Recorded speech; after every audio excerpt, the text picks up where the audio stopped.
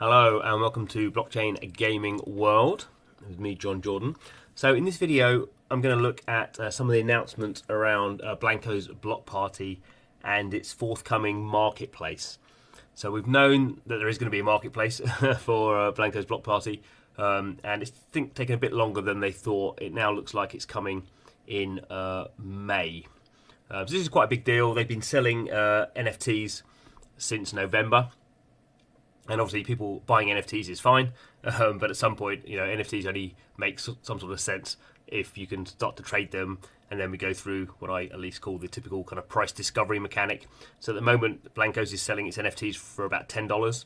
And when the marketplace is live, we start to see whether people actually think they're worth $10, or whether they think they're worth $1, or whether they think some of them are worth $100, or how that stuff happens. And that's really the point at which we understand how an NFT-based game economy is working, and how people then obviously start to decide whether they've either bought too many NFTs and they've lost a lot of money, or whether they should be buying a lot more NFTs and trying to make more money. Not that money's the entire thing, but obviously money is a key part, particularly in the early stages of a game like this. So I'm going to go through a video which kind of shows what's going on. But before that, I just thought I'd go into this Twitter kind of conversation that Blankos has had. So it's interesting to pick up some of the technical details. So the Blankos Block Party game itself runs on a version of the iOS IO SDK. So basically, it sort of runs on a version of the EOS blockchain, but it's the technology that the EOS blockchain uses. It doesn't run on the EOS blockchain itself.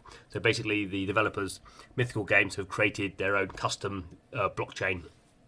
So currently, it is a private blockchain that's using the EOS IO technology, and actually they've created their own format. They've created their own NFT standard. So obviously on Ethereum we have the ERC 721 standard. There are some other standards on the EOS blockchain and on the Wax blockchain that obviously you have to have standards to make sure these NFTs, the kind of smart contracts, know what they are. But Blankos has used, it's come up with its own contract called the D-Goods. So D-Goods is a open standard that actually, I think Mythical Games had a lot to do with that. I think they actually wrote the standard. So anyway, so what we got at the moment. So at the moment, the EOS IO blockchain is actually running on proof of authority. So that sort of means it's not very centralized. It's not very decentralized, because basically anyone who's running a node on that blockchain has to be authorized by a centralized company. In this case, Mythical Games. Over time, they're going to become more decentralized. That's the plan, at least. But at the moment, basically, they have their own standard running on their own customized blockchain, and they're running their own. Basically, you can only run a node. You can only run a validator node if you've basically got authority from them. So the advantage is there's no gas fees, and very cheap and fast. What's interesting here is, Blankos as a company, Blankos as a product, they don't really mention blockchain on it at all. As you can see here on their Twitter account, it says a free-to-play multiplayer universe owned and built by you. Open beta is live now, so it doesn't mention blockchain at all. So unless you know it's on blockchain, you just come at it from whatever angle you come at it from. So they also say our goal from the beginning has been to be blockchain agnostic and bring our tech to where customers, consumers can transact with the most ease. So that sort of makes sense. That they want to use the blockchain for the things that blockchains are good at, but they don't want to have any of this horrible friction that we know blockchains come up with. So for the marketplace alpha, there's actually only two currencies. So there's the dollar. They're an American company, and ETH. So this is in some ways very counterintuitive in the sense this is sort of running on a version of the EOS blockchain, and they have their own currency and they're called bucks. But the two currencies they're actually using are dollars and ETH. So they've obviously built their own sort of back end that allows them to use ETH as a cryptocurrency, and they're doing that because ETH is the most popular cryptocurrency that's actually used for sort of games and NFT projects and stuff. So they know most people out there. A lot of people have Bitcoin, but people who have Bitcoin don't use Bitcoin. They just hodl their Bitcoin and they don't use it. Whereas people with ETH are constantly spending ETH on gas transactions and things like that. So they know people with ETH are happy to kind of spend ETH. And also there's dollars. So when these marketplace goes live, you'll be able to buy the NFTs in either using dollars, get a credit card, or ETH, and you'll be able to get paid either way. Over time, they'll look to support other kind of currencies as solutions appear. It'll also be adding off and on ramps, so we'll be able to move our Blankos to other mainnets. So at the moment, our Blankos are sort of held in a custodial wallet. So basically, the developer is holding those sort of centrally, which obviously we know in the blockchain space is not particularly it's kind of frowned upon by people who really want decentralization and not your keys, not your crypto, all that sort of stuff. So most people will probably be happy keeping their Blankos on a kind of custodial wallet solution, but some of us might be happy to because we know we can handle our own private keys to store our Blankos in our own wallet, or maybe store if we have particularly kind of valuable Blankos, we might want to store those in our own wallet. So as with a lot of these blockchain projects, Blankos Block Party is a sort of a it's sort of a movable feast that it's going to launch at a certain level. It's going to have a sort of baseline functionality, but over time, and particularly if the community is pushing for certain things, then this is going to move in certain ways. But over time, the blockchain I think will become more decentralized, and the kind of options will become greater, and certainly in terms of how you hold these NFTs. So that's enough of that kind of picking apart that Twitter post. Let's go and have a look at some video. It actually shows the marketplace in operation. Okay, so this is a video sort of that's been put up by Blankos Block Party. There's a couple of people kind of talking about stuff which I'm not particularly interested in. So I'm just going to start at this point of the video and maybe let it run and maybe kind of stop it as well. But we can see here this is what the marketplace is going to look like, at least a mock-up of it. So we can see here's one of the NFTs. This is Dude, and we can see this particular one is number 2,399 out of, that's his serial number, and there's only 2,853 of those. So we know there's a scarcity sort of model going on here. He's level 1, so as you play using these characters, they level up. So you can see here, this is just like a bit of kind of like a waffle, kind of explaining who he is. But what is more important, we can see here, this is the designer. So the designer is a well-known designer called Pete Fowler. This is the 00 season NFT. So at the moment, all the NFTs are part of 00 season because the game's still in open beta. So we won't hit 01 season until the game's not in beta, I suppose. And we can see how many were issued. That's the same number here.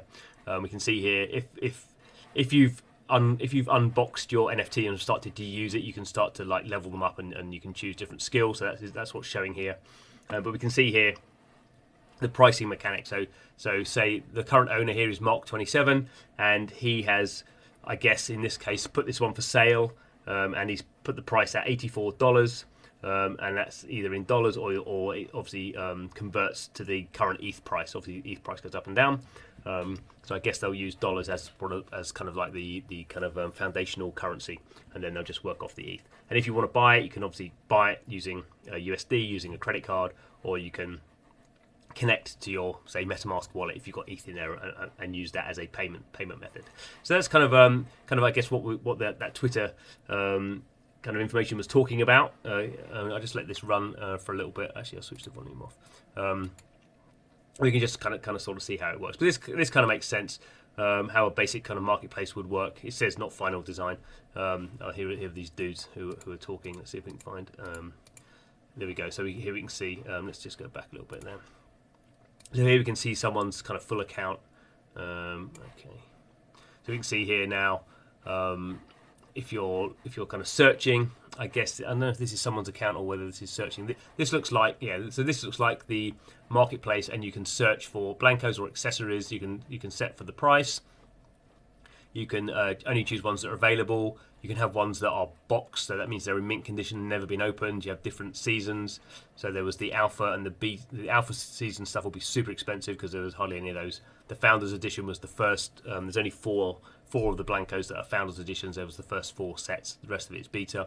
You can use the serial numbers, so you can choose if you want like a low serial number. We can see with all these ones, so there's Peanut and Taco, and all of these have you can also, I think it comes down a bit in a minute. You can always search by designer, so these all have different designers. There's the Dude we were just looking at, but we can see here basically this is going to default to the cheapest price. Now it'd be interesting if they've just made up these prices. It looks like to me these prices are probably made up, because I can't see why Taco would be much more expensive than the other ones. So I'd say this is like not the final design. But as I say, this is the kind of interesting stuff that basically when people start putting these out there, is it just driven by the serial number and how many were issued? Or is it driven by, I mean, Boss Dino was in a more expensive bundle. I think he was in a $250 bundle. But Billy Bones is just like is like an archetypal. Billy Bones is just like a super cool character. He's just really strong. So will Billy Bones be worth more than Boss Dino? Who knows? That's the interesting bit when marketplaces go live. These are just some of the other characters that are available, and you can search for various things. So we can see here the different artists you can search for. I mean, there's much. So this is showing us some idea of the sales. We can see here the different. These guys are gonna. Don't say these guys aren't talking sense, but I'm not particularly in that. So anyway, not particularly interested in what they're saying. I'm more interested in the marketplace stuff. So it's really interesting as someone who's been a big kind of proponent for Blankos Block Party for well over 2 years now, probably. I'm really interested to see how this goes. I mean, will it work? I don't know. I mean, I've probably got a slightly. I've got some skin in the game in the sense that I own some of the NFTs. I've got more skin in the game that I think that Blankos has taken a slightly different approach to most blockchain games. Doesn't mention blockchain at all, and so I think it has as good a chance as most, or has a higher chance than most of actually kind of getting people into blockchain who don't know anything about blockchain. And I think that's sort of the one thing we're now looking for. I think we've kind of we've started to see some blockchain games that kind of market themselves on blockchain games as being blockchain games, sort of doing okay, getting the 10s, the 20s, maybe even the 30,000 kind of players over a month. But now we're looking to see when can we get to the next level. When can we get a game with 100,000 users, or where's the game with 1 million users? And that's the interesting point. And Blankos, I think, is probably in the vanguard of that group of games, just because of the way it's structured and the history of the company behind it. So that's why I guess I'm a bit more excited about that sort of stuff than maybe for some other games. Anyhow, we will see next month, hopefully, when the marketplace goes live. A lot more will be revealed about whether anyone cares for any of this sort of stuff at all. I hope they do. Thanks for watching. This is Blockchain Gaming World, trying to make sense of this crazy new thing that's going on. Please subscribe to the channel if you like that sort of stuff. But thanks for watching, and see you again soon.